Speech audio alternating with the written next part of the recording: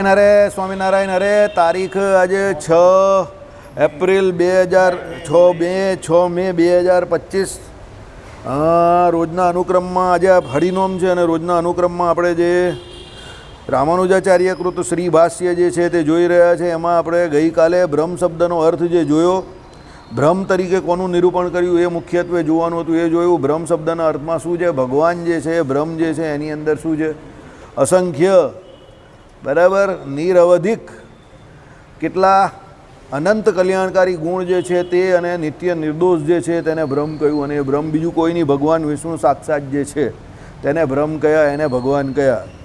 એ સિવાય બીજા જે કોઈમાં બ્રહ્મ શબ્દનો જ્યારે પણ ઉલ્લેખ કરવામાં આવે છે તો એ ઔપચારિક રીતે કે એ બ્રહ્મના બે ચાર જે કોઈ લક્ષણ કે ગુણો એનામાં હોય એટલે એમ કહે કે એને ઔપચારિક રીતે બ્રહ્મ કહેવાય. બાકી બ્રહ્મ તો અનંતકોટી બ્રહ્માંડમાં એક જ છે, વિષ્ણુ સાક્ષાત પરબ્રહ્મ જે આપણે કહીએ છીએ એ પ્રમાણે. બ્રહ્મ કેવું કે પરબ્રહ્મ કેવું એક જ શબ્દનો અર્થ છે, એ ભગવાન વિષ્ણુ છે. બીજા બ્રહ્માદિક દેવતાઓને ઘણી બધી જગ્યા ઉપર ભાગવત આદિક પુરાણોમાં બ્રહ્મ તરીકે નિરૂપેલા હોય, પણ એ તો એમનામાં ભગવાનનું લક્ષણ જે ઉત્પત્તિ આદિકનું જે કંઈ છે એને લઈને એમને બ્રહ્મ કયા હોય. પણ એ જે સામર્થ્ય એમનામાં આવેલું છે એ કોણે આપેલું છે? ભગવાને જ આપેલું છે, બરાબર. એટલે કહેવાનું તાત્પર્ય અહીંયા શું છે, એ પ્રમાણે બ્રહ્મ શબ્દનો અર્થ કર્યો છે, બરાબર. અને છેલ્લે શું કહ્યું, ગૌણ અર્થમાં જે બ્રહ્મ કહેવાતો હોય, જેમ કે બ્રહ્માદિક દેવતાઓ, તેમને જાણવાથી મુક્તિ થતી નથી. બ્રહ્મ એટલે ભગવાન નારાયણને વિષ્ણુને જાણવાથી જ મુક્તિ થાય, એટલે એનું ભજન કરવાથી જ મુક્તિ થાય. બીજા દેવતાઓનું ભજન કરવાથી મુક્તિ થાય નહીં, કારણ કે એ પોતે મુક્ત નથી તો તમને કાંથી મુક્ત કરવાના. એક વસ્તુ યાદ રાખજો, જેની દુકાનમાં જે માલ મળતો હોય એ જ માલ એ તમને આપી શકે. ફરસાણવાળાની દુકાનમાં મીઠાઈ નહીં મળે ને મીઠાઈવાળાની દુકાનમાં ફરસાણ નહીં મળે. પછી આજકાલ લોકો રાખતા થઈ ગયા છે, અલગ વાત છે, પણ ઓરિજિનલી તો એવું જ હતું ભાઈ આપણે કે ભાઈ ફરસાણ એટલે આનું ને મીઠાઈ એટલે આની, બરાબર. એ રૂલ્સ અહીંયા પણ લાગુ પડે છે બધા જ. શું કે ભાઈ ભગવાન પોતે કેવા છે, અનાદિમુક્ત છે. કોણ? ભગવાન નારાયણ પોતે. દેવતાઓ જે છે એ કોઈ મુક્ત નથી, એ તો 14 લોકના બ્રહ્માંડમાં અહીંયા ને અહીંયા જ હોય છે, બરાબર. એટલે એ દેવતાઓ તો પોતાના કર્મને અનુસારે ભગવાને આપેલી જે કોઈ સામર્થ્ય એના દ્વારા આ લોકમાં જે કંઈ એમને કાર્યભાર સોંપ્યો હોય એ પૂરું કરતા હોય. હવે એમની સામર્થ્ય જોઈને આપણી પાસે ઓછું હોય એટલે આપણે એવું લાગે કે ભાઈ એ દેવતા જે છે તે ભગવાન છે, એટલે એ મને મુક્તિ આપી દેશે. કેવી રીતે? દાખલા તરીકે આ લોકમાં જે વ્યક્તિને 2 ટાઈમ જમવાની તકલીફ હોય, કપડાં પહેરવાની તકલીફ હોય, રહેવાની તકલીફ હોય, હવે એ જે ઉણપ એની પાસે હોય, જેમાં ન હોય એને શું સમજે? એનાથી વધારે સુખી કે સામર્થ્યવાન સમજે. પણ પછી એવું નથી, એનાથી વધારે પણ કોઈ સામર્થ્યવાન હોય ને એનાથી વધારે પણ હોય ને એનાથી વધારે પણ હોય. એમ એક ઉત્તર બધા ઘણા બધા ઉત્તર સામર્થ્યવાન કે સુખી અને દેખાય, પણ વસ્તુતા એ તો ભગવાન નારાયણ જેટલો સુખી કે સામર્થ્યવાન કે અનંતકોટી બ્રહ્માંડમાં એના જેવા મુક્ત કોઈ છે નહીં કે જે તમને મુક્તિ આપી શકે. એટલે ભગવાન વિષ્ણુ જે છે તે જ બ્રહ્મ છે, બીજું કોઈ બ્રહ્મ નથી, બરાબર. આ રામાનુજ વેદાંતનો એકદમ સ્પષ્ટ ઉલ્લેખ. જો આ અર્થ શાંકર વેદાંતમાં નથી પાછો. શાંકર વેદાંતી જેટલા પણ છે અદ્વૈતીઓ એ શિવને બ્રહ્મ માને છે, પણ રામાનુજાચાર્ય જે કેવા છે કે જેમણે સીધું ભગવાન નારાયણને જ બ્રહ્મ તરીકે કહ્યા છે, બરાબર. ચાલો, હવે એ તો કાલે આપણે જોયું કે ભાઈ બ્રહ્મ શબ્દનો અર્થ શું છે. હવે આવે છે આપણે જિજ્ઞાસા શબ્દનો અર્થ, બરાબર. હવે અથા તો બ્રહ્મ જિજ્ઞાસા, અથાનો અર્થ, અથનો અર્થ આપણે સમજ્યા, અતઃનો અર્થ પણ સમજ્યા, બ્રહ્મનો અર્થ પણ શબ્દ સમજ્યા. હવે છેલ્લું બાકી શું રહ્યું? જિજ્ઞાસા. તો હવે જિજ્ઞાસા શબ્દનો અર્થ સમજીએ. જાણવાની ઈચ્છા તે જિજ્ઞાસા. ઈચ્છામાં ઈચ્છાથી વસ્તુ મુખ્ય છે, માટે ઈચ્છાતું એવું જે જ્ઞાન તેનો અત્રે વિધિ થાય છે. ઈચ્છામાં શેની ઈચ્છા એ મુખ્ય બાબત છે, એટલે જિજ્ઞાસામાં જ્ઞાન એ મુખ્ય ઠર્યું.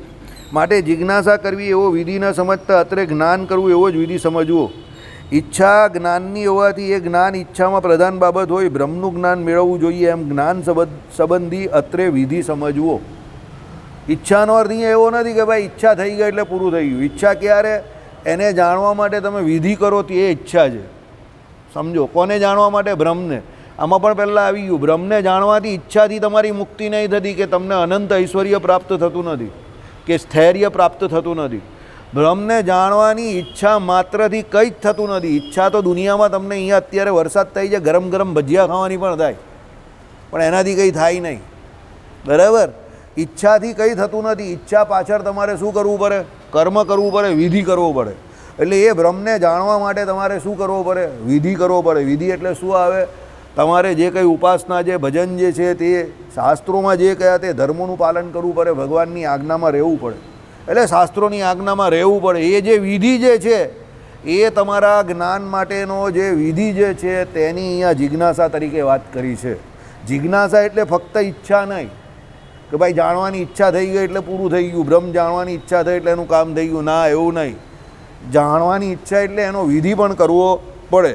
બરાબર? કહેવાનું તાત્પર્ય છે કે મીમાંસામાં પૂર્વ ભાગ વડે જાણેલું કર્મ તે અલ્પ અને અસ્થિર ફળવાળું છે. મીમાંસા એટલે શું એ પહેલાં સમજો. મીમાંસા એટલે જાણવું. બરાબર? વસ્તુ મીમાંસા આવે, દેશ મીમાંસા આવે, કાળ મીમાંસા આવે, બધી ઘણી બધી મીમાંસા આવે. વસ્તુ મીમાંસા એટલે શું છે? વસ્તુને જાણવાની ઈચ્છા. સામાન્ય રીતે સ્ત્રીઓમાં બહુ હોય, અત્યારે પુરુષોમાં પણ બહુ છે. બરાબર? તમારા લોકોમાં બહુ હોય. નવો મોબાઈલ આવે એટલે તરત કેવો છે, અંદર કયા ફંક્શન્સ છે, અંદર શું આવે છે નવું, કેટલા રૂપિયાનો છે, આ બધું. સુરતમાં કેટલી બધી મોબાઈલ શોપ ચાલ્યા જ કરે. પહેલાં મને એવું થતું હતું કે આટલી બધી મોબાઈલ શોપ્સ કેવી રીતે ચાલતી હશે? લોકો પાસે મોબાઈલ હોય છે, પણ લોકો તત્તન 4 મહિને પણ મોબાઈલ બદલવાવાળા છે. હવે એની દુકાન ચાલે જ ને. બરાબર? એટલે કહેવાનું તાત્પર્ય શું છે? એ વસ્તુ મીમાંસા છે, વસ્તુને જાણવાની ઈચ્છા. બરાબર? એ પ્રમાણે ઘણી બધી મીમાંસા હોય. મીમાંસા એટલે જાણવું. બરાબર? હવે મીમાંસકો એટલે જાણનારા. બરાબર? આપણે ત્યાં 2 પ્રકારના શાસ્ત્રોક્ત મીમાંસકો કયા છે? કયા 2 મીમાંસકો છે બોલો? શાસ્ત્રોમાં કયા તે? શાસ્ત્રોના 2 પ્રકારના મીમાંસકો કયા છે? કયા 2 મીમાંસકો છે બોલો જીગરભાઈ? ઉત્તર મીમાંસકો અને પૂર્વ મીમાંસકો.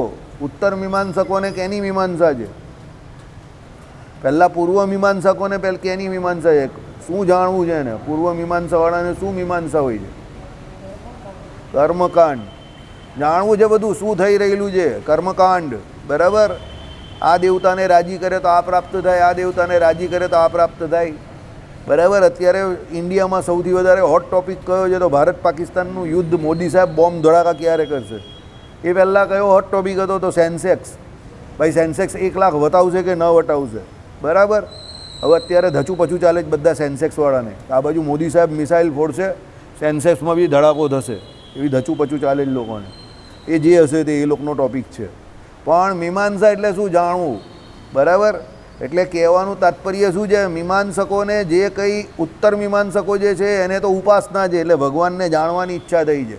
પણ એ ઉત્તર મીમાંસાવાળાને જે ભગવાનને જાણવાની ઉપાસનાની ઈચ્છા થઈ છે તે એમને એમ નહીં થઈ. સમજો, આ કેવી વાત છે તમને કહી દઉં. તમે કોઈ જગ્યા પર 100 હથોડા માર્યા, ધન ને પેલી જગ્યા જે હતી તે ખુલી નહીં. 100 હથોડે ખુલી ગઈ. એટલે તમને એમ થયું કે આ 100મો હથોડો જે લાગ્યો એને કરીને આ ખુલી. ના, ભૂલ છે તમારી. પેલા 90 હથોડા જે તમે મારેલા એનો પણ એટલો જ ભાગ છે, કારણ કે એનાથી એ ઢીલું પડેલું. પણ 100મો હથોડો તમે જે માર્યો એના ભાગ્યમાં શું હતું? યશ, કીર્તિ હતી, કે એના નામ પર લખેલું હતું. સક્સેસ એના નામ પર લખેલી હતી, સફળતા. એટલે એ લાગ્યો એટલે ધડામ દઈને પેલું ખુલી ગયું. એમ તમે આજે ભગવાનને મેળવવા માટે કે ભગવાનને જાણવા માટેની જે કંઈ ઉપાસના કરો છો, કે ઉત્તર મીમાંસકોને જે કોઈ ઉત્તર એટલે ઉપાસના કરવાની ઈચ્છા થાય છે, તો એ કંઈ આજે એને એમને એમ નહીં થઈ. સમજો, છાસ ભી કભી દહીં થા. એ પહેલાં પૂર્વ મીમાંસા હતી જ ને. એને જગત સંબંધી ઘણી બધી ઈચ્છાઓ હતી જ, અને એને એ પ્રાપ્ત કરવા માટે પ્રયત્ન કરેલો જ છે. પણ પછી એ પ્રાપ્ત કરીને પણ એને લાગ્યું કે આમાં કંઈ ફાયદો નથી, એટલે પછી એને થયું કે હવે તો છેલ્લે ભગવાન તરફ વળવું પડશે. આનો સીધો સાદો અર્થ એવો છે કે જ્યાં સુધી તમને પૂર્વ મીમાંસામાં રુચિ છે ત્યાં સુધી હજુ ભગવાનને જાણવાની પૂરેપૂરી મીમાંસા એટલે ઈચ્છા થઈ નથી. સમજો? એટલે 2 ભાગ પાડેલા છે, વ્યાસજીએ પાડેલા છે. ઉત્તર મીમાંસકો અને પૂર્વ મીમાંસકો 2 ભાગ એટલે પાડેલા છે. 6 શાસ્ત્ર જે આપણે ત્યાં કહ્યા ને, સદદર્શન, એમાં જે 6 દર્શનમાં આ 2 ભાગ એટલે જ પાડેલા છે કે ભાઈ જેને ભગવાન તરફી ઉપાસના એટલે ભગવાનને જાણવાની ઈચ્છા થઈ છે તે બધા ઉત્તર મીમાંસકો છે, એમાં બધો ઉપાસના કાંડે જ આવે છે. પણ એ ઉપાસના કાંડનું જે કંઈ એ શ્રવણ મનન નિધિધ્યાસ કરે છે તે એમને એમ નહીં કરતો. એ પણ પહેલાં પૂર્વ મીમાંસક તો હતો જ કોઈને કોઈ કાળે. સમજો, દાખલા તરીકે ધ્રુવજી, પ્રહલાદજી એ બધાના આગલા જન્મની તમે વાત સાંભળો તો આગલા જન્મમાં એને કંઈક કિંચિત વાસના રહી ગયેલી એટલે જે રાજાને ત્યાં આવેલા બધા. આઈડિયા આવ્યો? એટલે કહેવાનો મતલબ શું છે કે પહેલાં તમને પૂર્વ મીમાંસામાં જે કંઈ આવે કર્મકાંડ અને એમાં જે કંઈ તમને 14 લોકના બ્રહ્માંડની જે કંઈ પ્રાપ્તિ થાય એટલે એના સુખની પ્રાપ્તિ થાય એના માટે તમને ઈચ્છા હતી જ કે ભાઈ મારો દીકરો આટલું કમાઈને, મારા દીકરા આટલા કમાઈને, દીકરાના દીકરા સેટ થઈ ગયા અને બંગલામાં રહેતા થઈ ગયા. દીકરાના દીકરા જોડે એટલી બધી તમને શું લેવા દેવા? પણ હવે લોકોને હોય છે, બરાબર? એટલે કહેવાનો મતલબ શું છે, ખોટું પણ નથી ભાઈ. હોય છે તો હોય છે, આપણે કાં કંઈ એમાં વિરોધ કરવાના કોઈનો? હોય છે તો હોય છે. બધા કંઈ મારા ઘરના જેવા થોડા હોય ગઈ, બરાબર? અમારા ઘરમાં કોઈને કોઈની પર પડી જ નહીં, બરાબર? કોઈને કોઈની પડી જ નહીં. બધા પોતપોતાના સબ કે તાન મેં ગધા મસ્ત તાન મેં. અમારથી એવો સિદ્ધાંત. બધા બહુ પ્રોફેશનલ માણસો, બરાબર? પૂછે એક જ વાર મંદિર આવવાનો છે? તો તમે કહો કે હા આવવાનો છે. ચાલ કેટલા વાગે આવે છે? 10 મિનિટ. તો 10 મિનિટમાં તૈયાર થઈને બેસી જાય. પછી તમે એમ કહો કે ભાઈ આમ છે તેમ છે એટલે રિક્ષામાં ચાલ્યો જ જાય પેલો. પછી એવું કંઈ આવે બા નહીં કે એના માટે રાહ જોઈ બેસે, એવું કંઈ નહીં અમારે ત્યાં. બાપ દીકરા માટે નહીં, દીકરો બાપ માટે નહીં. એ ધંધે કા ઉસૂલે અપને, સમજો, બરાબર? બહુ પ્રોફેશનલ માણસો અમારે ત્યાં બધા. એટલે અમારી વાણીમાં તમને એ કટુતા એટલે દેખાય કે અમે જન્મજાત આવું બધું જોતા આવેલા છે. તમને લોકોને આ પ્રમાણે વાત કરો તમને આમ કંઈ હૃદય ભરાઈ આવે ને આ ભરાઈ આવે ને પેલું ભરાઈ આવે ને દુઃખ થઈ જાય. હવે અમે રોજ જ અહીંયા રોજ જ બોમ્બ પડતા હોય તો ભાઈ અમને શું અસર થાય એની? સમજો, બરાબર? અમારે ત્યાં આવી રીતે જ વાત કરે, ભાઈ આવવાનો છે બોલ, નથી આવવાનો ચાલ તો હું ચાલ્યો. ને ચાલ્યો જાય જ પેલો. તમને એમ કે મજાક કરે છે, એક જ વાર પૂછે, ચાલ્યો જ જાય. નિલેશભાઈ રવિવારે સવારે મંદિર આવે, એક વાર જ પૂછે હું જાઉં છું, કોઈને આવું છે ભાઈ, પાછળની સીટ ખાલી છે? એટલે આપણે એમ કહીએ કે ભાઈ મારે આ કામ. ચાલ્યો જ આવે, વાત પૂરી થઈ ગઈ. એની ઘરવાળીને પણ નહીં જોઈ, ચાલ્યો જ આવે, વાત પૂરી. સમજો, એકદમ પ્રોફેશનલ માણસ અમારે ત્યાં, બરાબર? એવી રીતે જ જીવાય. એક વાર પૂછે, બીજી વખત નહીં પૂછે. There is no second chance. સમજી ગયા?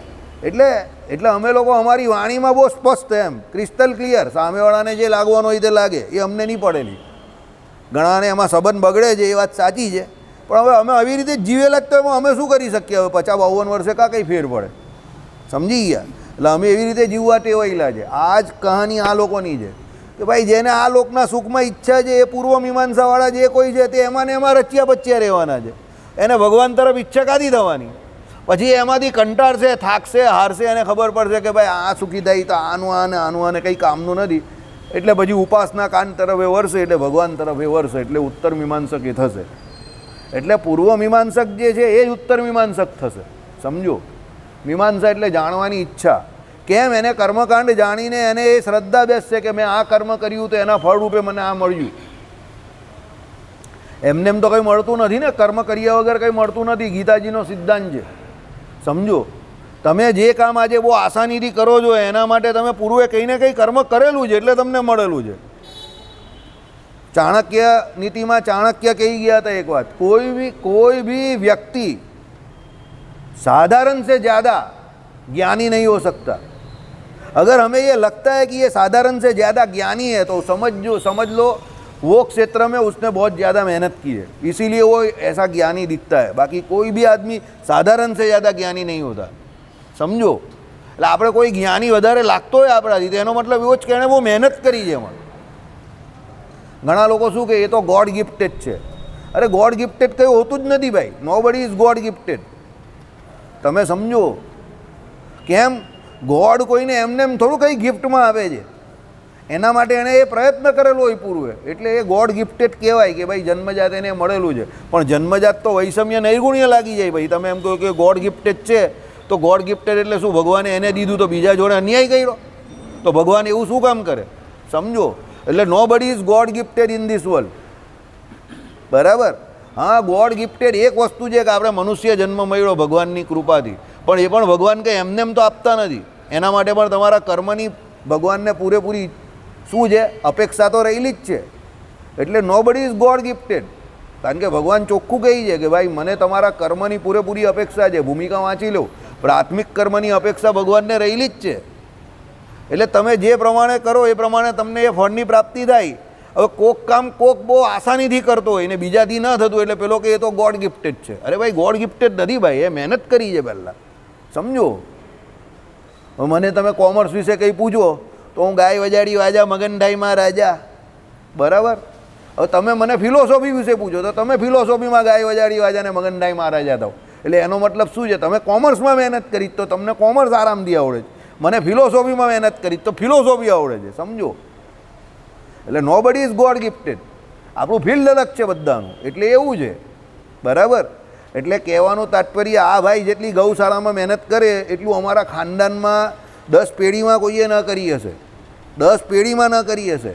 આ લોકો જેટલું અહીંયા પોતું મારે છે એટલી જો સેવા અમારા કુટુંબમાં કોઈએ કરી હોય તો એમાં પપ્પા ખાલી વાસીડું વારતા હતા, એટલી મને ખબર છે. મંદિરે જ વારતા હતા, ઘરે નહીં વારે પાછા, બરાબર. એટલે મંદિરેમાં પપ્પા વાસીડું વારતા હતા, સમજો.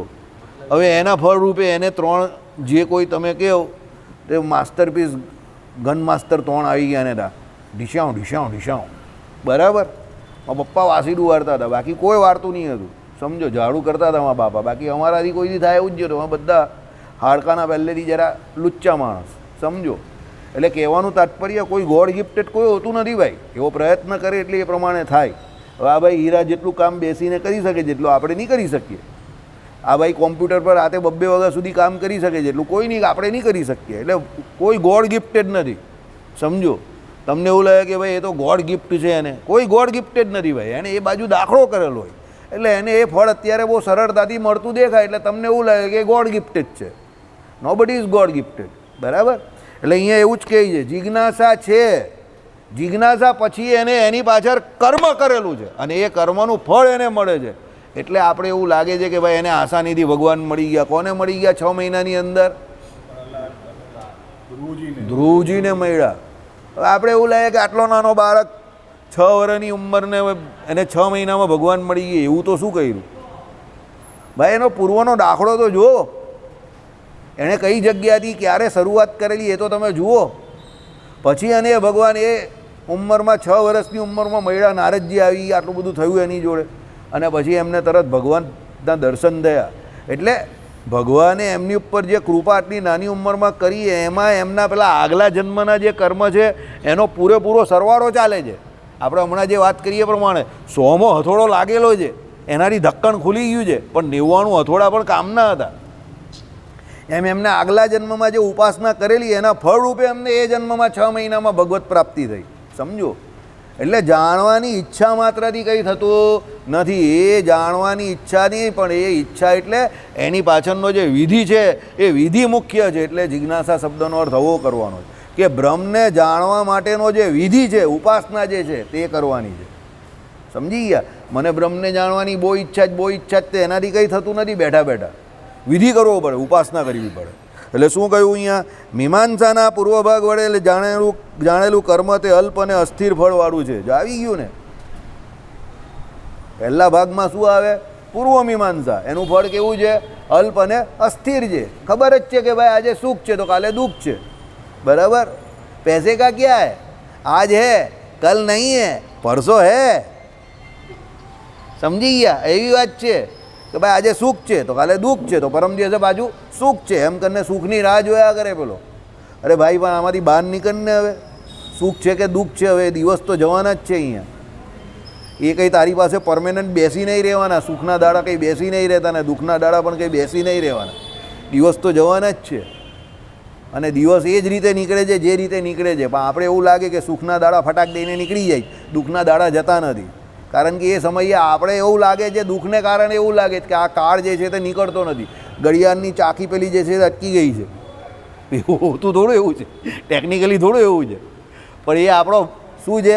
ભાવ એવો છે એ સમયનો, એટલે આપણે એવું લાગે. એટલે શું કહ્યું? મીમાંસાના પૂર્વ ભાગ વડે જાણેલું કર્મ તે અલ્પ અને અસ્થિર ફળવાળું છે અને હવે પછીના ભાગ વડે સિદ્ધ કરવાનું બ્રહ્મજ્ઞાન તે અનંત અને અક્ષય ફળવાળું છે. સાંભળો હવે. જૈમિની વિરચિત દ્વાદશાધ્યાયી કે 16 તે પૂર્વ મીમાંસા. એટલે પૂર્વ મીમાંસા શાસ્ત્ર 12 અધ્યાયનું કે 16નું તે માટે નીચે જુઓ. જૈમિની ઋષિએ શું કરેલું? પૂર્વ મીમાંસા નામનું શાસ્ત્ર બનાવેલું, બરાબર. જૈમિની કોના શિષ્ય હતા? વ્યાસજીના શિષ્ય હતા, બરાબર. જૈમિનીનું એ તમને આખ્યાન ખબર છે ને, પેલું મેઇન આખ્યાન જૈમિનીનું શું હતું? પેલું એની બેનવાળું હતું ને કે ભાઈ પોતા જ્ઞાની વ્યક્તિ હોય તેણે પણ એકાંતને વિશે એમ કહે કે પોતાની જે એમ કહે કે મા બેન હોય, માતા બેન આદિ જે નજીકના હતી જે એમ કહે કે સંબંધી હોય એની જોડે પણ એકાંત સ્થળને વિશે રહેવું નહીં. જ્ઞાનીએ પણ ન રહેવું. આવું કોણે કહ્યું? વ્યાસજીએ કહ્યું. આમ કરવું ઈશારો એટલે તમારે સમજી લો દાઢીવાળા વ્યાસજી હોય. જૈમિની પાછા કોણ હતા? આપણા મંડળના અમુક હોશિયાર જેવા હતા કે આમાં તમે જ્ઞાની શબ્દ જે કેવું તે અમે લખવા તૈયાર નથી. માતાને બેન જેવી વાત કરો જ તમે, પાછા જ્ઞાની શબ્દની વાત કરો જ તો અમે માનવા તૈયાર નથી. વ્યાસજી કહે કે લીખ લે બેટે, લીખ લે, મેં કહેરી આવું, બરાબર. જૈમિની માન્યા નહીં. વ્યાસજી કહે કે કંઈ નહીં, ચાલો આ શ્લોક રહેવા દો, આપણે કોઈ દિવસ સિદ્ધ કરશું પછી લખાવશું. પછી ઘટના જે ઘટી એ તો તમને મેં કહાની કહેલી જ છે, બરાબર. વ્યાસજી પછી એની બેનનું રૂપ લઈને જ ગયા. અડધી રાત્રે આવી રીતે વરસાદ જ પડતો હતો ને ગયા. અને પછી જૈમિનીને જે પ્રમાણે જે કંઈ ઘટના ઘટી એ તમને ખબર છે. પછી એ પકડવા ગયા એટલે શું થયું? વ્યાસજીની દાઢી હાથમાં આવી ગઈ. વ્યાસજી કંઈ કેમ છે?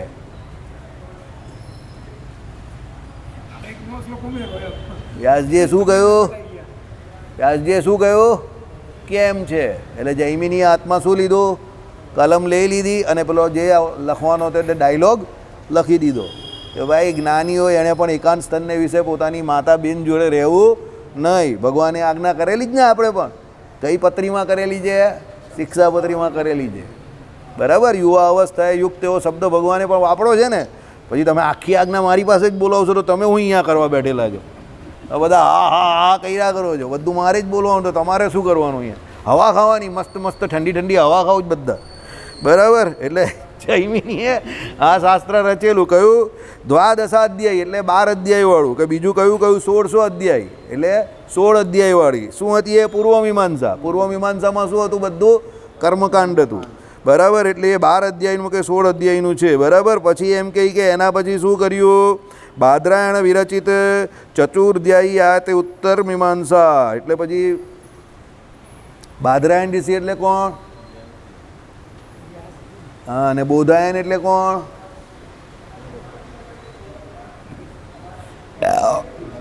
બોલ, બોધાયન એટલે કોણ? બોલો, બોધાયન એટલે કોણ? તમને આવડતું જશે. બોલો ભાઈ, બોધાયન કોણ? બોલો મુકુંદાસ, બોધાયન એટલે કોણ? બોલ ભાઈ મનીષ, બોધાયન એટલે કોણ? પરમ ચોથે દિવસે અહીંયા જ ચલવું છે.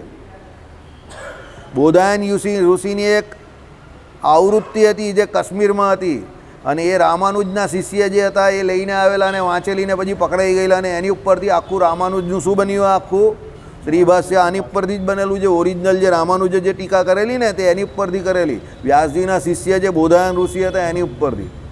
એટલે બોધાયન જે આવે તે કોણ છે? વ્યાસજીના શિષ્ય છે. અને બાદરાયણ કોણ છે? વ્યાસજી પોતે છે, આ પુસ્તક મુજબ, બરાબર. હું આ પુસ્તકની વાત કરું છું. આમાં લખેલું છે આગળ જ કે મહર્ષિ બોધાયન તે કોણ? વ્યાસજીના શિષ્ય હતા. અને બાદરાયણે કોણ? વ્યાસજી પોતે. વ્યાસજીએ શું કર્યું પછી? ચતુર અધ્યાયી આ ઉત્તર મીમાંસા બનાવી. એટલે 4 અધ્યાયવાળી ઉત્તર મીમાંસા બનાવી. એમાં શું આવે? ઉપાસના કાંડ આવે, સમજો. પેલા એ 16 અધ્યાય 12 કે 16 અધ્યાયવાળી જૈમિનીએ શું બનાવી? પૂર્વ મીમાંસા બનાવી. હવે એમના શિષ્યએ બનાવેલી છે, સમજો. જેમ આપણા હરજીવનદાસ શાસ્ત્રીને એમના ગુરુ એ બંનેના નામ પર એક પુસ્તક છે, સમજો. કયું પુસ્તક છે? બોલો. આધ્યાત્મિક તત્વાખ્યાનમ કોના નામ પર છે? ઘનશ્યામ ચરણદાસ પુરાણી. એ કોણ છે? હરજીવનદાસ શાસ્ત્રીજીના ગુરુ છે. અને હરજીવનદાસ શાસ્ત્રીએ પછી બહુ લેટ એટલે એમની જીવનનો આખો સાર હતો તે બહુ મોટી ઉંમરમાં એમણે શું લખી? ભૂમિકા લખી. ભૂમિકા શું છે? આખા સંપ્રદાયનું કોર તત્વજ્ઞાન. આખું રામાનુજ વેદાંત જ છે, સમજી ગયા? એટલે એ રામાનુજ વેદાંત ઉપરથી એમણે એ લખી છે. બંનેનો અર્થ સેમ જ, એટલો બધો કંઈ ફરક નથી. ભૂમિકા થોડીક અઘરી છે ભાષામાં ને એમાં, વિદ્વાનો માટે છે. પેલું સરળ પુસ્તક છે થોડું. આમાં આવું જ છે કે ભાઈ જૈમિની એના જ શિષ્ય હતા. કોના? વ્યાસજીના. એટલે જૈમિનીએ જે આ એમ કહે કે પહેલાં શું બનાવી? પૂર્વ મીમાંસા બનાવી. પછી વ્યાસજી કહે કે ના ભાઈ, પૂર્વ મીમાંસાથી એકલા જીવનું કંઈ કલ્યાણ થવાનું નથી. એટલે એમણે શું બનાવી દીધી? ઉત્તર મીમાંસા. કે ભાઈ આ બધી છોડ, બધી તું કર્મકાંડ વિદ્યાને આ બધું જાણવાની જ છે, એનાથી તો છેલ્લે જીવ અહીંયા જ ભટકવાનો છે. એના કરતાં ઉપાસના કરશે, ભગવાનને જાણશે તો મોક્ષને પામશે. ચાલો, એટલે હવે પછીના ભાગ વડે સિદ્ધ કરવાનું, એટલે કઈ આ જે ઉત્તર મીમાંસા છે તેના દ્વારા સિદ્ધ કરવાનું જે બ્રહ્મજ્ઞાન તે અનંત અને અક્ષય ફળવાળું છે. કેવું ફળ છે? અનંત અને અક્ષય ફળ. અનંત ફળ એટલે કેવું છે કે જે ફળ મેળવ્યા પછી બીજું કંઈ ફળ મેળવવું પડે નહીં તમારે, સીધું ભગવાનના ધામમાં ચાલ્યા જાઓ. અક્ષય એટલે જે નાશ નહીં પામે એવું ફળ. બરાબર? એક બાર અગર ભગવાન કે ધામ મેં પહોંચ ગયે તો પછી એ ધામ કેવું છે? અપુનરાવૃત્તિ. એટલે પછી એ ધામમાંથી કોઈ પડતું નથી. ભગવાને વચનામૃતમાં કહ્યું છે ને, ભાઈ પેલા કોણ પડી ગયા? રાધિકાજી અને શ્રીદામાં પડી ગયા. તો ભગવાન કે એ ભેરા ભગવાને પણ અવતાર લીધેલો. તો જો એ બે પડેલા કહેવાય તો ભગવાન પણ પડેલા કહેવાય. એટલે એ બે પણ પડેલા હતા નહીં. બધા એ પોતપોતાનો જે અહીંયા અવતાર કાર્ય હતું એ પછી ક્યાં ગયા હતા? પાછા ભગવાનના ધામમાં. ભગવાન કહે કે જો એ ધામમાં ન જાય તો પડેલા કહેવાય, પણ એ તો પાછા ગોલોક ધામને વિશે પાછા ચાલ્યા ગયા હતા. બરાબર? કોણ? એ શ્રીદામા. અને બીજા કોણ? રાધિકાજી. એ શ્રીદામા કોણ બનેલા ખબર જ તમને? શંખચૂર પેલો જે હતો ને, શંખચૂર, તે શ્રીદામાનો અવતાર હતો. શંખચૂર પેલો અસુર હતો ને, તે શ્રીદામા હતા ઉપર ગોલોકધામવાળા. અને રાધિકાજી તો તમને ખબર જ છે, અહીંયા જે આવેલા તે ગુર્જરને પછી એમને પરણવું પડેલું. બરાબર? ભગવાન શ્રી કૃષ્ણની પણ ગુર્જરને એમણે પરણવું પડેલું. ચલો, આ બધી ભાગવતમાં આ બધી કથા નથી. અમુક કથાઓ બીજા ગ્રંથોમાં લખેલી હોય, અમુક ગર્ગ સંહિતામાં લીલા હોય, અમુક બીજા પુસ્તકોમાં લખેલી હોય. ઓકે, ચાલો આગળ જઈએ આપણે. માટે પૂર્વવૃત્ત એટલે પૂર્વે થઈ ગયેલા કર્મજ્ઞાન એટલે કર્મમીમાંસાના અનંતર, અને એ જ હેતુ એ કરીને, અર્થાત કર્મજ્ઞાન પછી કર્મજ્ઞાન વડે બ્રહ્મજ્ઞાન મેળવવું જોઈએ. કર્મજ્ઞાન પછી જ બ્રહ્મજ્ઞાન આવે. આવ્યું ને આમાં?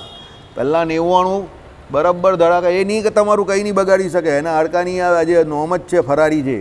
બરાબર? ચિંતા નહીં કરો તમે. આ તો હેલિકોપ્ટર છે, તને દુબઈ લઈ જશે. બરાબર? આની ઉપર બેઠા બેઠા દુબઈ ચાલ્યો જા. ઓકે, એટલે પછી શું કહ્યું કે બ્રહ્મજ્ઞાન મેળવવું જોઈએ. કે એના પછી કર્મજ્ઞાન પછી જ બ્રહ્મજ્ઞાન આવે. સમજો કેવી રીતે આવે તે સાંભળો. પૂર્વ મીમાંસામાં થઈ ગયેલા કર્મજ્ઞાન પછી અત્રે ઉત્તર મીમાંસામાં અપાતા બ્રહ્મજ્ઞાનનો વિધિ છે. બરાબર? પહેલાં પૂર્વ મીમાંસામાં શું થયું? બધા કર્મ થઈ ગયા, બધા કર્મ કર્યા. બરાબર? પછી પેલો કર્મ ભણે ભણે ભણે ભણે ભણે પછી કોઈક એવો હોય, સમજો ગુરુ પણ ભણાવે ને ત્યારે બધું પહેલાં પૂર્વ મીમાંસા જ ભણાવે. પછી રાજાના છોકરા હોય ને આ બધા જે કોઈ હોય ને તે બધા પૂર્વ મીમાંસાવાળું હોય. એમાં બહુ એ લોકોને રુચિ હોય. શત્રુને હરાવવું હોય તો કયો યજ્ઞ કરવો, પુત્રેષ્ટિ યજ્ઞ કેવી રીતે કરવો, સારી પત્ની મેળવવી હોય તો શું કરવું, આ બધું એ લોકોને બહુ રસ હોય. કારણ કે એ લોકો સ્વભાવે કરીને રાજસી હોય ને. રાજા હોય તેના છોકરા તો રાજસી જ હોય ને. બરાબર? રજોગુણ એ લોકોમાં પ્રધાનપણે વર્તતું હોય. પણ પછી જે બ્રાહ્મણ હોય, શુદ્ધ સત્વગુણી બ્રાહ્મણ હોય, એ બધું લખે, પરીક્ષામાં લખે ખરો, પણ એને એમાં રુચિ હોય નહીં બહુ. એટલે પછી એ ગુરુને પૂછે, ગુરુ આ બધામાં મને રુચિ નથી, તો હવે મારે શું કરવાનું? તે કહે કે એવું છે, તને રુચિ નથી, ચાલ તો પછી તને ઉત્તર મીમાંસા ભણાવો. એટલે પછી એને શું બનાવે? ઉત્તર મીમાંસામાં ઉપાસના. ઉપાસના જે છે ભગવાન સંબંધી, કે ભગવાન સંબંધી જે જ્ઞાન છે એના માટે, કે આત્મા સંબંધી જ્ઞાન માટે શું જોઈએ? સત્વગુણ પ્રધાન જોઈએ. રાજોગુણ પ્રધાન હોય તો એ તો પછી એ શું? આ બધું જ કરે, કર્મકાંડ. બરાબર? ચાલો, એટલે શું કહ્યું?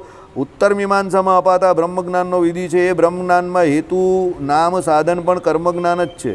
એટલે એ બ્રહ્મજ્ઞાનમાં પણ હેતુ જે છે તે નામ, સાધન પણ કર્મજ્ઞાન જ છે. આ પ્રમાણે અથ અને અત શબ્દોનું તાત્પર્ય અને બ્રહ્મજ્ઞાનનો વિધિ આ સૂત્રમાં જેમ ભાષ્યકાર સાર સંગ્રહીને ટેકામાં વૃત્તિકારનું વાક્ય ટાંકે છે. એટલે કહેવાનો મતલબ શું છે કે ભાઈ અહીંયા જે તમને કર્મજ્ઞાન જ છે, બ્રહ્મજ્ઞાનમાં હેતુ નામ જે છે તે પણ કર્મજ્ઞાન જ છે. કેમ? કર્મનું જ્ઞાન થયું પછી જેને બ્રહ્મજ્ઞાનમાં રુચિ થઈ કે ભાઈ આ બધા કર્મો જે કરું છું એ કર્મ કરવાથી કોઈ ફાયદો નથી, છેલ્લે તો પુનરપી જન્મમ પુનરપી મરણમ, આ જ કામ થવાનું છે.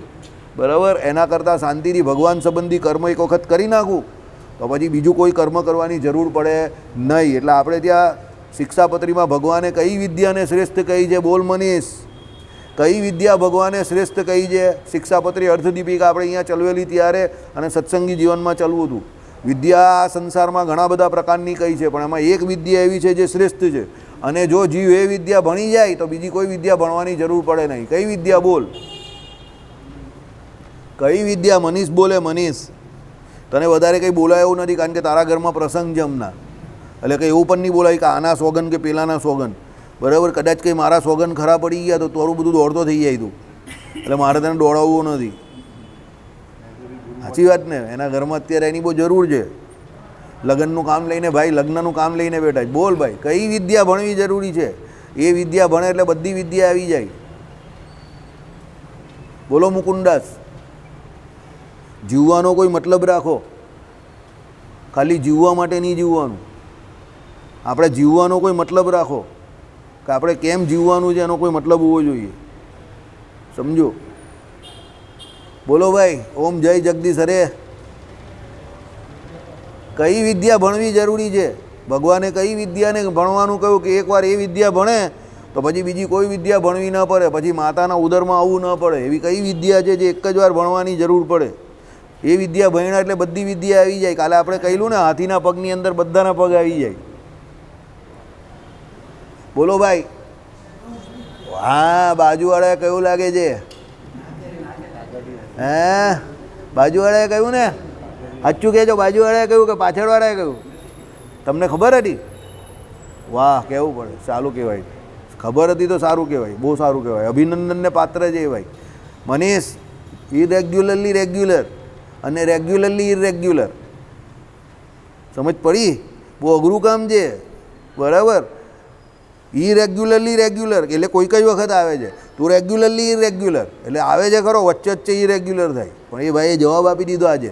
કાંટે ને તલવાર કો કાટ દિયા. બરાબર. મને આશા નહીં હતી કે ભાઈ જવાબ આપી શકશે. I was not expecting that, but he proved me wrong. બરાબર. એણે મને ખોટો સાબિત કરી નાખ્યો.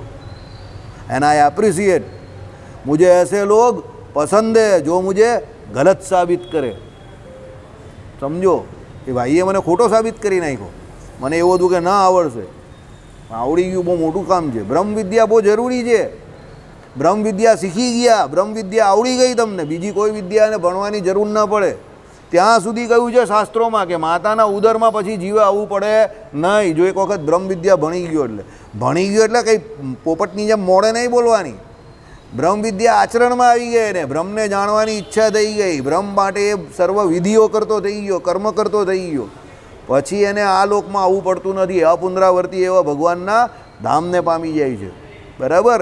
એટલે ભણવી તો કઈ વિદ્યા ભણવી? બ્રહ્મ વિદ્યા ભણવી. સમજો. દુનિયામાં ઘણી બધી વિદ્યાઓ છે. પૈસા કમાવાની વિદ્યા છે, રાજનીતિ છે, બરાબર. કેટલી બધી વિદ્યાઓ છે. રોકેટ સાયન્સથી માંડીને નાનામાં નાની પાન બનાવવાની કળા છે, એમાં પણ વિદ્યા છે. સમજો. પણ મુખ્ય વિદ્યા કઈ છે? બ્રહ્મ વિદ્યા છે. કેમ? એક વખત બ્રહ્મ વિદ્યા ભણી લીધી એટલે બીજી કોઈ વિદ્યા ભણવાની જરૂર પડતી નથી. એટલે અહીંયા વ્યાસજીએ એ જ કામ કર્યું. શું કર્યું? કે ભાઈ તમે જે છે તે બ્રહ્મ મીમાંસા, બરાબર. એટલે બ્રહ્મને જાણવાની ઈચ્છા કરો. એટલે જે એમ કહે કે જિજ્ઞાસા જે છે તે કઈ આવે? બ્રહ્મને જાણવાની જિજ્ઞાસા. તે અતિશય ઉત્તમ જિજ્ઞાસા છે. એને કરીને પેલો બ્રહ્મ વિદ્યા ભણે પછી એટલે એના પાછળ કર્મ કરે, ઉપાસના કરે, એને કરીને શું? અનંત અને સ્થિર ફળને પામે. બરાબર.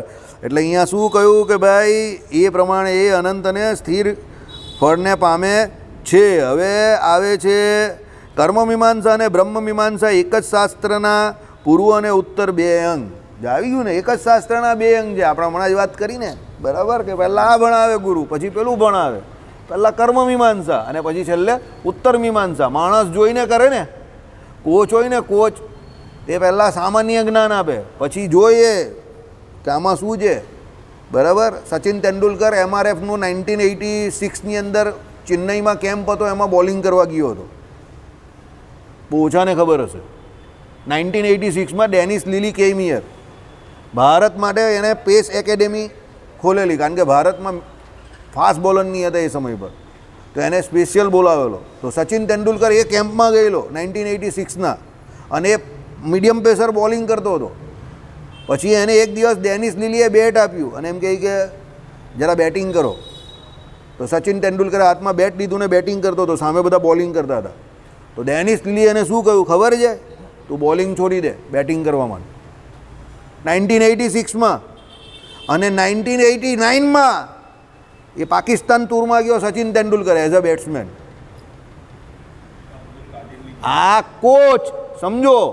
હવે ડેનિસ લીલી તો બોલર હતો, ફાસ્ટ બોલર, પણ એને પેલાને બેટ પકડવાની સ્ટાઇલ અને બેટ ઉચકીને જે સ્ટ્રોક મારતો હતો એની પરથી ખબર પડી ગઈ કે આ બોલર નથી, આ બેટ્સમેન છે, આ કોચનું કામ છે. આપણે ત્યાં એવું ગુરુનું કામ છે. ગુરુ હોય તે શિષ્યને જોઈને શીખી જાય, તરત જ કહી દે, એને શીખવાડવાનું શું છે એને ખબર હોય. પહેલાં સામાન્ય જ્ઞાન બધાને આપે, પણ પછી વિશેષ જ્ઞાન કોને કયું આપવાનું છે એ તુંડે તુંડે મતિ ભિન્ને જેવું છે. બધાની મતિ એટલે બધાના કર્મો અલગ છે, મતિ અલગ છે, એ પ્રમાણે એને જ્ઞાન આપવાનું છે. બધાને એક જ્ઞાન ન ચાલે. રાજાના દીકરા હોય તો એને ડિફેન્સ શીખવાડવાનું છે, સંરક્ષણ શીખવાડવાનું છે, સમજો. કેમ? એને રાજપાટ કરવાનું છે. બ્રાહ્મણનો દીકરો હોય તો એ કેવો છે જોવાનું, એને કર્મકાંડ શીખવાડવાનું છે, બ્રહ્મ વિદ્યા શીખવાડવાની છે. અને જે ત્યાગી થવા આવેલો છે, જેને જગત પ્રત્યે વૈરાગ્ય થઈ ગયો છે, આ બધું જાણી લીધું છે ને, એ કે મારે કંઈ કરવું નથી, ભજન જ કરવું છે, તો એને બ્રહ્મ વિદ્યા શીખવાડે ગુરુ કે જા તું બ્રહ્મ વિદ્યા શીખ, સાધુ થઈ જાય. સીધો પહેલાં આશ્રમમાંથી કયા આશ્રમમાં ચાલ્યો જાય? ચોથા આશ્રમમાં ચાલ્યો જાય, સાધુ બની જાય સીધો, અને ભગવાનનું ભજન કરતો થઈ જાય. હજારો લાખો જીવ જેટલા એના સંગમાં આવે બધાને ભગવત પ્રાપ્તિ કરાવી દે, મોક્ષ કરાવી નાખે, એવો પાવરફુલ થઈ જાય, એટલો બળિયો થઈ જાય, સમજો. એટલે આ ગુરુનું કામ છે. એટલે અહીંયા શું કહ્યું? કર્મ મીમાંસા અને બ્રહ્મ મીમાંસા. ચાલો, વૃત્તિકાર કહે છે વૃતાત કર્માદિ ગમાદ અનંતરમ બ્રહ્મ વિવિદિશા. એટલે વૃત્ત એટલે પૂર્વ થઈ ગયેલા કયા કર્મ જ્ઞાન, અનંતર એટલે પછી બ્રહ્મ જિજ્ઞાસા, અને આગળ જતાં પણ કર્મ મીમાંસા અને બ્રહ્મ મીમાંસાની એક શાસ્ત્રતા પ્રતિપાદન કરશે. એટલે પહેલાં શું કહ્યું કે ભાઈ, પહેલાં એમ કહે કે કર્મ જ્ઞાન અનંતર એટલે શું છે? અલગ અલગ પ્રકારના જે અનંતર એટલે શું? પહેલાં આવે અનંતર અને અનંતર, સમજો. કર્મ જ્ઞાન અનંતર પછી બ્રહ્મ જિજ્ઞાસા. એટલે પહેલાં શું કર્યું? એને ઘણા બધા કર્મો કર્યા. કેવા? આ જગતના સુખ સંબંધી 14 લોકના બ્રહ્માંડમાં જે કોઈ સુખ આવે એ પ્રમાણે ઘણા બધા એણે કર્મો કર્યા. આપણે હમણાં જે વાત કરીને એ પ્રમાણે યજ્ઞ યાગાદિક કરતા હતા પહેલાંના લોકો, કે ભાઈ આ યજ્ઞ કરવાથી તને આ સુખની પ્રાપ્તિ થાય, આ યજ્ઞ કરવાથી આ સુખની પ્રાપ્તિ થાય, આ યજ્ઞ કરવાથી આ સુખની પ્રાપ્તિ થાય, એમ કરીને આ લોક અને પરલોકને વિશે જે કંઈ એને પ્રાપ્ત કરવું હોય એના માટે કર્મ હોય, એટલે એને કર્મ મીમાંસા કહેવામાં આવે, સમજો.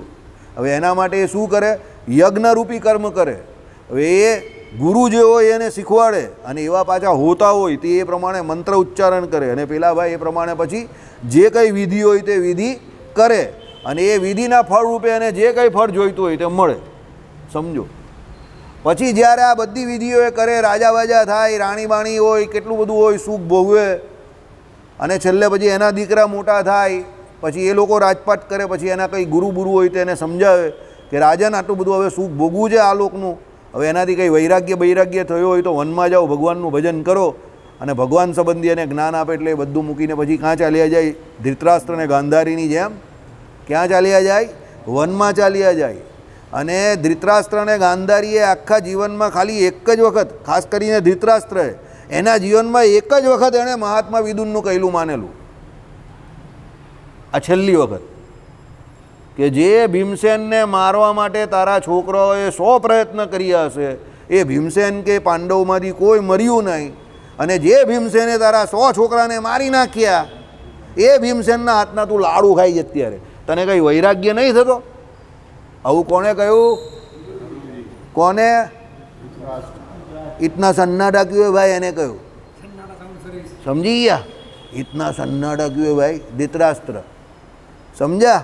એટલે ધૃતરાષ્ટ્રને શું થયું? તો હવે કરવાનું શું? તે કરને કા કુછ નહીં, વનમાં જવાનું. તે કંઈ કાલે સવારે જઈશું. સવારે પેલા પાંડવો તને જવા દેશે નહીં, કારણ કે યુધિષ્ઠિર બહુ આજ્ઞાંકિત પુત્ર છે, એ તને એમ ન જવા દે. એટલે અડધી રાત્રે જવું પડશે. સવાર થાય એ પહેલાં તો આપણે અહીંયાથી કોસો દૂર નીકળી જવા જોઈએ, નહીં તો એના પાછા સૈનિકો આપણે શોધવા આવશે, બરાબર? એટલે મહાત્મા વિદુરનું આટલું કહેલું ખાણી ફક્ત એક જ વખત એમણે માન્યું.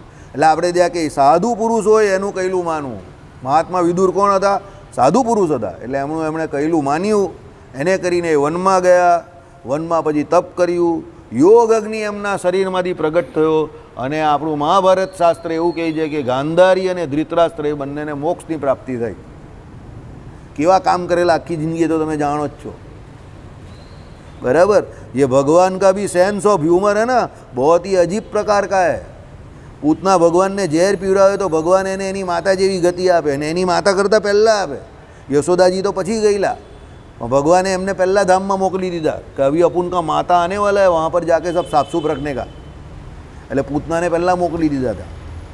ધૃતરાષ્ટ્ર હતા, એણે આખી જિંદગી કોઈ પણ સારું કામ કરેલું નહીં, ગપચવાની કોશિશમાં જ હતો આખી જિંદગી। કોની ગાદી? યુધિષ્ઠિરની। તો પણ છેલ્લે સાધુ પુરુષનો સંગ થયો તો ભગવાન એનું શું કરી નાખ્યું? કલ્યાણ કરાવી નાખ્યું। સમજો, એટલે કલ્યાણ થવાની શક્યતા ક્યાં સુધી છે? જ્યાં સુધી જીવ આ શરીરને વિશે છે ત્યાં સુધી પૂરેપૂરી શક્યતા છે। બરાબર? ખટવાંગ રાજાએ કેટલી ઘડીમાં કલ્યાણ કરેલું? 2 ઘડીમાં, છેલ્લી 2 ઘડીમાં એણે કલ્યાણ કરી નાખેલું। 2 ઘડી પહેલાં તો એ ભાઈ શું કરતા હતા? યુદ્ધ કરતા હતા। સમજો, સમજી ગયા? એટલે જ્યાં સુધી જીવ આ શરીરને વિશે રહ્યો છે ત્યાં સુધી કલ્યાણનો પૂરેપૂરો ચાન્સ છે। ચાન્સ લે બેટું, ચાન્સ। બરાબર? એટલે એ છેલ્લે મહારાજે શું કહ્યું? દેહ છોડતા વખતે, એટલે દેહ છોડતી વખતે અંતકાળે પણ જો એની આસક્તિ આ જગત સંબંધી તૂટી જાય અને ભગવાનને વિશે જો એને હેત થઈ જાય તો એ જીવ પરમપદને પામી જાય। આખરી મોમેન્ટ, ફાઇનલ ટચ। સમજી ગયા? એટલે છોડને કા નહીં, પકડ કે રખને કા, આ સિદ્ધાંત છે શાસ્ત્રનો। જ્યાં સુધી જીવ આ શરીર છોડે નહીં ત્યાં સુધી પૂરેપૂરો ચાન્સ છે કલ્યાણ થવાનો। એટલે આશા છોડવી નહીં કે ન થાય, પકડીને રાખવાની। છેલ્લી ઘડીએ કદાચ જો ભગવાન રાજી થઈ ગયા અને કંઈક એવું ચમત્કાર થઈ જાય કે તમને જગતમાંથી આસક્તિ તૂટી જાય, તમે આશા રાખીને બેઠા હો કે ના મારી તૂટવી જોઈએ અને ન તૂટતી હોય, રોજ લડો ને રોજ હારો, રોજ લડો ને રોજ હારો, ભગવાન કંઈ છેલ્લે ચમત્કાર એવો કરે કે તે દિવસે તમે જીતી જાઓ। પેલો એ કહે ને કે આખી મેચમાં એક પણ છક્કો નહીં લાગે અને છેલ્લી બોલમાં 6 રન બાકી હોય અને બેટની ધાર પર લાગીને બોલ થર્ડમેન પર છક્કો ચાલ્યો જાય પણ મેચ એ જીતી ગયો। પેલો કે આખી મેચમાં એક પણ છક્કો નહીં લાગ્યો એનો, પણ છેલ્લી બોલે છક્કો લાગી ગયો, પણ મેચ એ જીતી ગયો।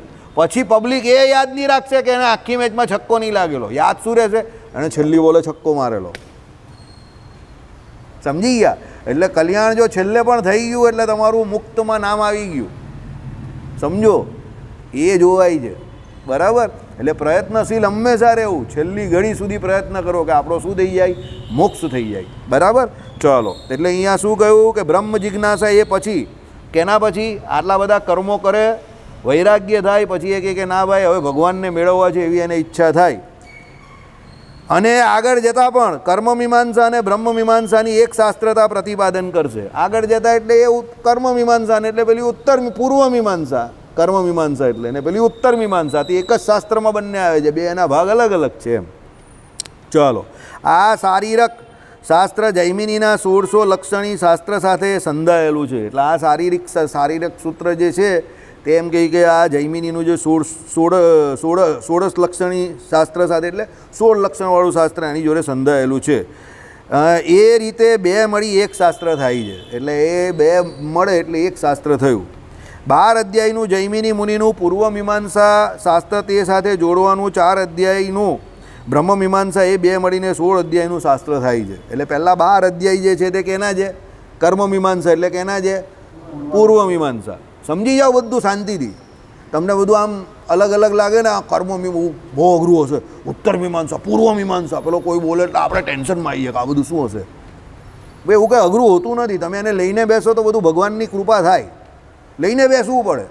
એટલે પહેલાં 12 અધ્યાય જે જૈમિનીએ કરેલા છે તે પૂર્વ મીમાંસાના છે, સમજો। પછી એમાં 4 અધ્યાય વ્યાસજીના ઉમેર્યા, કયા? ઉત્તર મીમાંસાના। એટલે ટોટલ કેટલા થયા? 16 અધ્યાય થઈ ગયા। હવે 16 અધ્યાય થયા કોના? એક જ શાસ્ત્રના, પણ પહેલાં 12 અધ્યાય કર્મકાંડના છે અને બાકીના 4 અધ્યાય કેના છે? ઉપાસનાના છે। સમજી ગયા કે ના સમજ્યા? સમજી ગયા? ના સમજ્યા? ચાલો, આ ચોપડી છે એના 16 અધ્યાય છે, સાંભળ, આ ચોપડીના 16 અધ્યાય છે ટોટલ। આ ઉદાહરણ તરીકે આ ચોપડીના 16 અધ્યાય છે, એમાં પહેલાં 12 અધ્યાય જૈમિની ઋષિએ કરેલા છે, જેમાં ટોટલ કર્મકાંડ છે। કર્મકાંડ એટલે શું? કે ભાઈ પેકેટને લગ્ન કરવા છે, સુંદર મજાની સ્ત્રી જોઈએ છે, તો સ્ત્રી મેળવવા પહેલાં સુંદર મજાનું મકાન જોઈએ, પૈસા રૂપિયા પૈસા કામ ધંધો જોઈએ, તો એના માટે શું કરવું? તો એ બધા યજ્ઞ કરાવે। બરાબર? એને કોઈ એવા ગુરુ મળી જાય, જો હું તો કરવા જ નહીં દઉં, એટલે તમે મારી સામે નહીં જોતા, હું એ 12 વાળો છું જ નહીં, એટલે મારી સામે તમે આમ હોપફુલી જોઉં તો એ ખોટી વાત છે। બરાબર? હું તો એમાં વિલન બનને જાઉં એવો છું પાછો, એનું થતું હોય તો પણ વચ્ચે પાછો 2-4 કાંકડા મારું અને ભગાવી દઉં બધાને। બરાબર?